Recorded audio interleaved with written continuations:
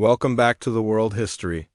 Today, we travel to the windswept shores of the ancient Mediterranean, where a deadly force emerged from the sea, one that would set the Bronze Age world ablaze.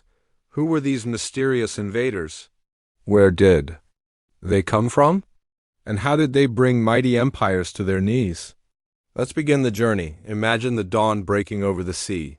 Golden light glinting off crashing waves, and in the chaos and ultra-realistic ancient Mediterranean Sea, battle unfolds.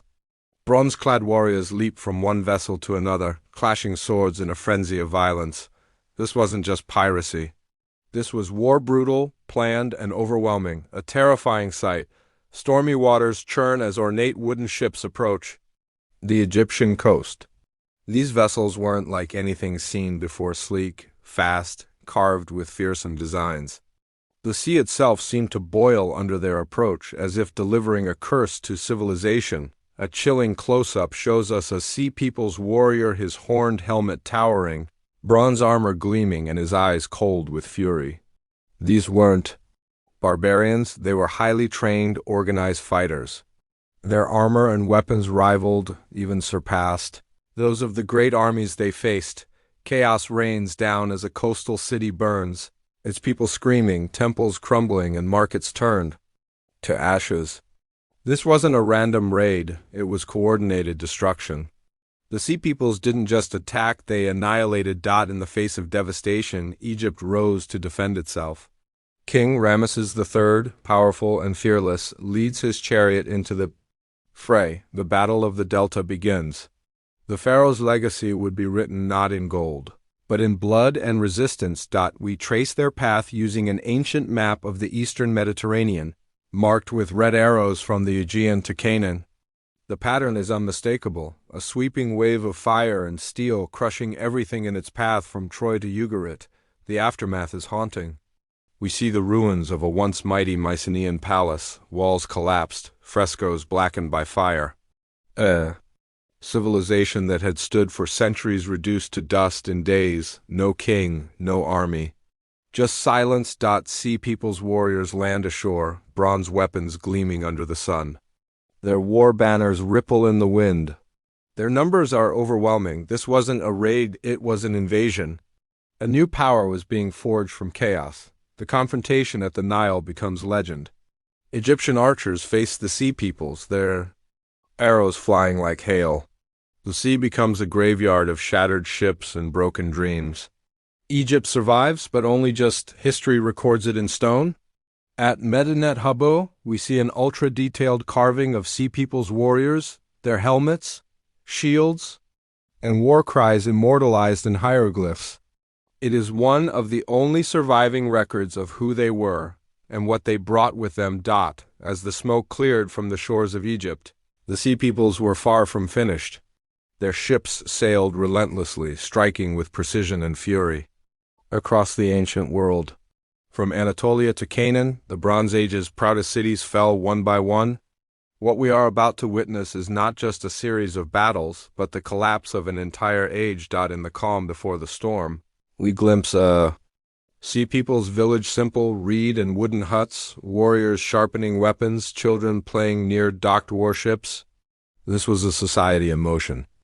They weren't just invaders, they were migrants, entire communities uprooted and on the move, determined to find a new home, no matter the cost, far away. Fear tightened its grip on thrones. A council of ancient kings, Mycenaean, Hittite, Ugaritic, gather in urgent secrecy. Scrolls bearing news of burned ports and lost armies lie scattered across the table. Each ruler knows that if they do not unite, they will fall alone. The Sea Peoples, undeterred, push forward. A sunset scene captures a ghostly fleet sailing across blood-colored waters.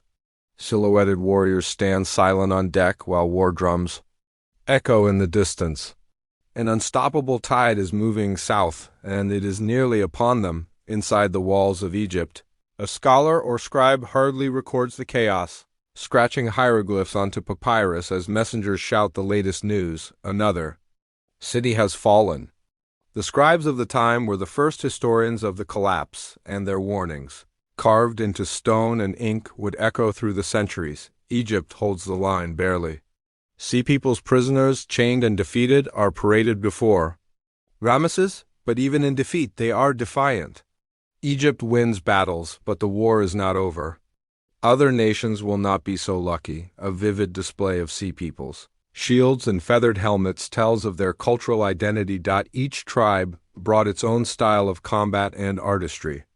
They were not a single empire, but a patchwork of tribes, united by one goal: survival through domination. In one haunting image, children and women in a Bronze Age village gaze in fear as dark sails appear on the horizon. The people of the Levant knew what followed next: flames, screams, and the end of everything they had built. Time passes and history sinks beneath the waves. An underwater shot reveals a sunken sea people shipwreck, its bronze blades and shattered pottery resting silently on the seafloor. These remnants whisper of battles fought and lives lost in the foam and fury. Above water, reconstruction brings to life a terrifying sight: a sea people's warship, complete with curved hull, animal-headed figurehead, oars cutting through the sea. It was more than a vessel, it was a weapon of conquest. We end with the world before it burned, a vibrant Mediterranean port, alive with trade, culture, and peace. Merchants barter, priests chant, ships unload. This was the civilization that the sea peoples would drown in fire, and in their wake only ruins and legend would remain. The Mediterranean trembled under the shadow of the sea peoples. Cities had burned, empires had crumbled, and now only one power stood between them and total domination: Egypt. As the final clash approached, prophecy, pride, and fate collided in a battle that would determine the future of civilization itself. The once mighty Hittite Empire is no more. Its royal palace stands in flames, soldiers crushed beneath collapsed walls. The capital, Hattusa, lies in ruin. No resistance remains. The empire, which ruled for centuries, vanishes from history in a matter of weeks, erased by the relentless tide of the sea peoples. Within Egypt's mighty stone walls, a secret meeting of generals unfolds. Candles flicker as battle plans are drawn across scrolls and sand tables. Egypt cannot afford to fall. The Nile is the last lifeline of order in a world collapsing into chaos. From wall to wall, ancient paintings show the sea peoples in brutal combat. Their curved swords clash with spears, their faces snarling with fury. These are not legends, they are first-hand accounts etched in pigment and stone. The enemy was real. The danger, immediate. In distant lands, the sea peoples change tactics. Some become mercenaries, offering their blades to foreign kings in exchange for gold and food. These deals, however, are short-lived.